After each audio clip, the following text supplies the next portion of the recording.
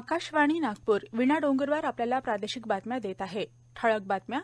केंद्रीय दूरसंचार विभागाचा 5G स्पेक्ट्रम लिलावाचा प्रस्ताव केंद्रीय मंत्रिमंडळातर्फे मंजूर.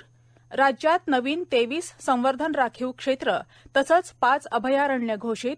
अभयारण्यात विदर्भातील चंद्रपूर, बुलढाणा आणि गडचिरोलीतील वनक्षेत्राचा समावेश.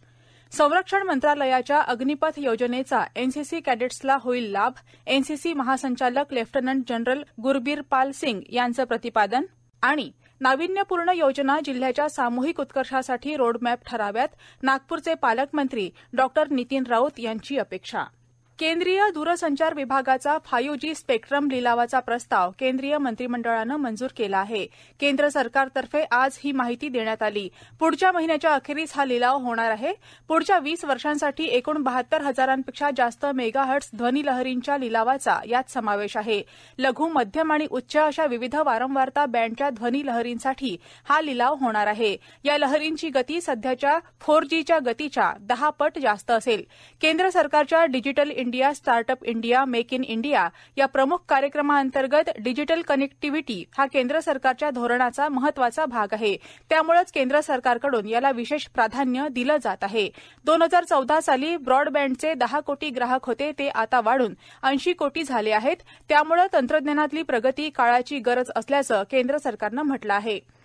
शासनानं नेहमीच पर्यावरणस्नेही विकासाला प्राधान्य दिलं आहे. शाश्वत विकासाचा तो महत्वाचा आधार असल्याचा पुनरुच्चार मुख्यमंत्री उद्धव ठाकरे यांनी केला आहे. नव्यानं निर्माण करण्यात आलेल्या 23 संवर्धन राखीव क्षेत्रांपैकी 9 संवर्धन राखीव क्षेत्र अधिसूचित झाली आहेत. उर्वरित संवर्धन राखीव क्षेत्रांची अधिसूचना निर्गमित करण्याची कार्यवाही सुरू असल्याचं त्यांनी सांगितलं. राज्यात गेल्या 2.5 वर्षात 1,750.63 चौरस किलोमीटरचे 23 नवीन संवर्धन राखीव, 647.13 चौरस किलोमीटरचे 5 नवीन अभयारण्य आणि 85.89 हेक्टरच्या 4 जैवविविधता वारसा स्थळांची निर्मिती ही हरित महाराष्ट्राची ध्येयवादी वाटचाल दर्शवते. या माध्यमातून राज्याच्या संरक्षित वनांचं क्षेत्र वाढताना वन्यजीवांचा भ्रमणमार्ग सुरक्षित होताना दिसत आहे. त्याचप्रमाणे लोणारला रामसर साईट दर्जा मिळाला असून ठाणे खाडी फ्लेमिंगो अभयारण्याच्या रामसर दर्जाचा प्रस्ताव केंद्र शासनाकडे पाठवण्यात आला असल्याची माहिती त्यांनी दिली.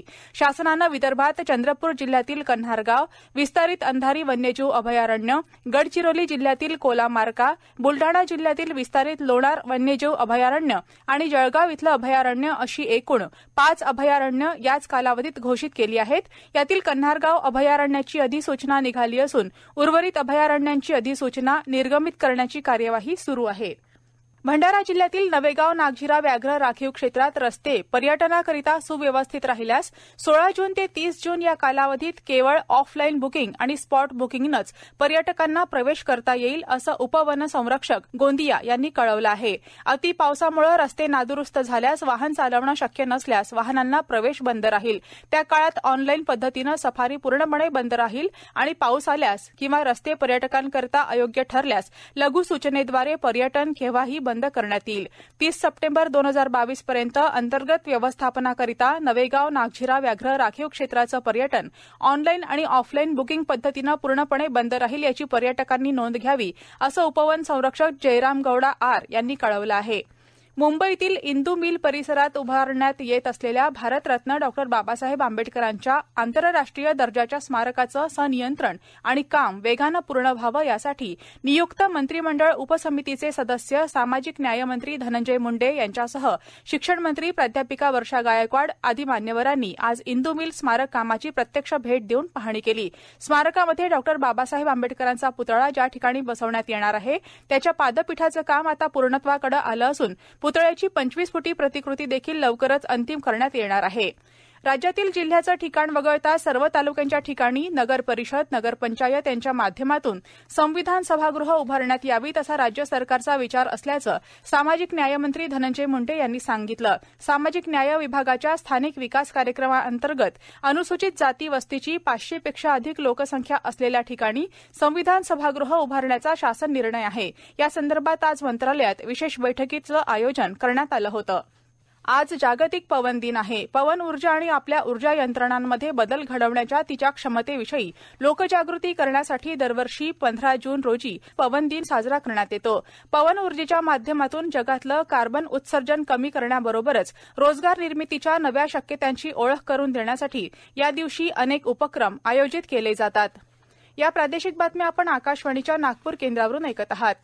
राष्ट्रीय छात्र सेना एनसीसीचे महासंचालक लेफ्टनंट जनरल गुरबीर पाल सिंग यांनी आज नागपुरातील national cadet corps officer training academy Kamthi इथं आयोजित नवीन सहयोगी एनसीसी अधिकाऱ्यांच्या पासिंग आउट परेड प्रसंगी प्रमुख अतिथी म्हणून उपस्थिती दर्शवली. या परेडमध्ये एकूण 706 सहयोगी एनसीसी अधिकारी उत्तीर्ण झाले. या प्रसंगी प्रसारमाध्यमांशी बोलताना सिंग यांनी संरक्षण मंत्रालयानं सैनिकांच्या भरतीसाठी अलीकडेच सुरू केलेल्या अग्निपथ योजनेचं कौतुक केलं. हजारो एनसीसी कैडेट्स या योजनेचा लाभ घेतील अशी अपेक्षा त्यांनी व्यक्त केली. ज्यादा से ज्यादा यूथ्स को अग्निवीर बनने का मौका मिलेगा और खासतौर पे हमारे कैडेट्स हैं जो 4 साल की सर्विस करने के बाद कुछ और अपना प्रोफेशन फॉलो करना चाहते हैं, उसकी भी अभी चांस है. वो 4 साल के लिए अग्निवीर बन सकते हैं, उसके बाद अपना दूसरा प्रोफेशन फॉलो कर सकते हैं. एक मेन मकसद ये है टू मेक रिस्पॉन्सिबल सिटीजन. अब जो एनसीसी के कैडेट्स अग्निवीर बनेंगे उसके बाद सोसाइटी में वापस जाएंगे, will become more responsible citizen. Passing out परेडमध्ये गुणवंत लष्करी प्रशिक्षणार्थींमध्ये कॅडेट प्रशिक्षण अधिकारी जिओ रेजी यांनी कमांडंटचं सुवर्ण पदक, कॅडेट प्रशिक्षण अधिकारी मुकेश सुंदेसा यांनी कमांडंटचं रौप्य पदक आणि कॅडेट प्रशिक्षण अधिकारी गगनदास होटे यांनी कमांडंटच्या कांस्य पदकासह महासंचालक बॅटन जिंकलं. नागपूरच्या फुटाळा तसंच दाभा परिसरात असणाऱ्या भारतीय वायुसेनेच्या मेंटेनन्स कमांडचे प्रमुख म्हणून भारतीय वायुसेनेचे 37वे air officer in command air marshal Vibhas Pande यांनी काल आपल्या पदाची सूत्र ग्रहण केली. भारतीय वायुसेनेतील आपल्या 37 वर्षांच्या प्रदीर्घ अशा कार्यकाळात पांडे यांनी बेस रिपेअर डेपो ओझर, वायुसेना मुख्यालय दिल्ली यासह अनेक महत्वपूर्ण पदांवर काम केलं आहे. केंद्र सरकारतर्फे येत्या 1 जुलैपासून सुरू होणाऱ्या वार्षिक मॉड्युलर सर्वेक्षण आणि आयुष सर्वेक्षणासाठी आजपासून नवी मुंबईत एक 3 दिवसांचं प्रशिक्षण शिबिर घेण्यात येत आहे. राष्ट्रीय सांख्यिकी कार्यालयातर्फे करण्यात येणारं हे सर्वेक्षण येत्या 1 जुलै 2022 पासून 31 जून 2023 असं 1 वर्ष चालणार असून ही या सर्वेक्षणाची 79वी फेरी असेल. या कालावधीत आयुर्वेद, योग, युनानी, प्राकृतिक चिकित्सा, सिद्ध, होमिओपॅथी, सोवा, रिक्पा, आमची यावरील सर्वेक्षण तसंच सर्वसमावेशक वार्षिक मॉड्युलर सर्वेक्षण केलं जाणार आहे. या सर्वेक्षणाचा वापर विविध सामाजिक आर्थिक मापदंडावर आधारित डेटाबेस विकसित करण्यासाठी आणि विविध योजनांसाठी होणार आहे. स्वराज्य रक्षक छत्रपती संभाजी महाराज यांचं स्मारक पाहता क्षणीच मनाचा ठाव घेणारं असं असावं असे निर्देश मुख्यमंत्री उद्धव ठाकरे यांनी आज दिले. संभाजी महाराज यांचं शिरूर तालुक्यातील वढू बुद्रुक आणि हवेली तालुक्यातील तुळापूर इथं आंतरराष्ट्रीय दर्जाचं स्मारक प्रस्तावित करण्यात आलं आहे. याबाबतचा आराखडा आज वर्षा निवासस्थानी मुख्यमंत्री ठाकरे यांच्या अध्यक्षतेखालील शिखर समितीसमोर सादर करण्यात आला. समरसता साहित्य परिषद महाराष्ट्राच्या वतीनं साहित्यरत्न अण्णाभाऊ साठे यांच्या साहित्य आणि समरसतेवर आधारित 19वे समरसता साहित्य संमेलन येत्या 2 आणि 3 जुलै रोजी नागपूरच्या सिव्हिल लाईन्स स्थित डॉ. वसंतराव देशपांडे सभागृहात उभारण्यात आलेल्या भारतरत्न डॉ. बाबासाहेब आंबेडकर साहित्य नगरी इथं आयोजण्यात आलं आहे. या 2 दिवसीय संमेलनाचं अध्यक्षपद सुप्रसिद्ध साहित्यिक प्राध्यापक डॉ. अक्षयकुमार काळे भूषवणार असून माजी खासदार आणि पांचजन्यचे माजी संपादक तरुण विजय यांच्या हस्ते संमेलनाचं उद्घाटन होणार आहे. स्वागताध्यक्ष माजी खासदार दत्ता मेघे असतील. 2 जुलै रोजी सकाळी 8 वाजता ग्रंथदिंडीनं संमेलनाला प्रारंभ होणार असून सकाळी 9:30 वाजता ग्रंथ प्रदर्शन, समरसता रांगोळी प्रदर्शन आणि चित्र प्रदर्शनाचं मान्यवरांच्या हस्ते उद्घाटन होईल. सकाळी 10 वाजता गुरुदेव सोरदे स्मृती व्यासपीठावर संमेलनाच्या उद्घाटनाचा मुख्य सोहळा होणार आहे. सोहळ्याला सुप्रसिद्ध सामाजिक कार्यकर्ते आणि माजी संमेलनाध्यक्ष पद्मश्री गिरीश प्रभुणे, समरसता साहित्य परिषद महाराष्ट्राचे अध्यक्ष डॉ. ईश्वर नंदपुरे इत्यादी उपस्थित राहतील. राज्यात 2021 पासून माझी वसुंधरा अभियान राबवण्यात येत आहे. या अंतर्गत नर्सरीची निर्मिती करणं, हिरवगार क्षेत्र तयार करणं, पावसाचं पाणी जमिनीत मुरवणं, पाण्याचं नियोजन करणं, अपारंपरिक ऊर्जा स्रोतांचा वापर, हवेची गुणवत्ता राखणं आदी पर्यावरणपूरक कामं करण्यात येतात. ही कामं उत्कृष्ट पद्धतीनं केल्यामुळे चंद्रपूरच्या वरोरा तालुक्यातील आनंदवन ही ग्रामपंचायत नागपूर विभागात अव्वल ठरली आहे. नागपूरच्या प्रादेशिक हवामान खात्यानं वर्तवलेल्या अंदाजानुसार पूर्व विदर्भातील सर्वच जिल्ह्यांमध्ये पुढील 5 दिवस मेघगर्जनेसह पावसाचा अंदाज वर्तवण्यात आला आहे. दरम्यान आज नागपूर शहरात दुपारपासूनच पावसाची रिमझिम चालू होती. आज विदर्भात ब्रह्मपुरी इथं 40.2 अंश सेल्सिअस इतक्या कमाल तापमानाची नोंद करण्यात आली. नागपुरात तापमानात घट होऊन ते 38 अंशांपर्यंत खाली आलं. नागपूर जिल्हा नियोजन विभागामार्फत नाविन्यपूर्ण उपक्रम सादर करताना त्याची व्यापकता अधिक असली पाहिजे. त्यामुळे आगामी वर्षाच्या नियोजनातून शिक्षणासंदर्भातील 3 योजना नागपूर जिल्ह्यात राबविण्याबाबतची महत्त्वपूर्ण सूचना ऊर्जामंत्री तथा जिल्ह्याचे पालकमंत्री डॉ. नितीन राऊत यांनी केली आहे. नियोजन विभागाच्या बैठकीनंतर त्यांनी नियोजन अधिकाऱ्यांना यासंदर्भातील निर्देश दिले. नियोजन बैठकीत त्यांनी विधानसभानिहाय स्पर्धा परीक्षा केंद्रांची उभारणी जिल्ह्यात करण्यात यावी, तसंच दिल्लीच्या धर्तीवर स्मार्ट स्कूल योजना राबविण्यात यावी. गडचिरोलीमध्ये अहेरी, सिरोंचा, धानोरा आणि भामरागड इथं यशस्वी झालेले शैक्षणिक प्रयोग नागपुरात करण्यात यावेत अशा प्रमुख 3 सूचना केल्या.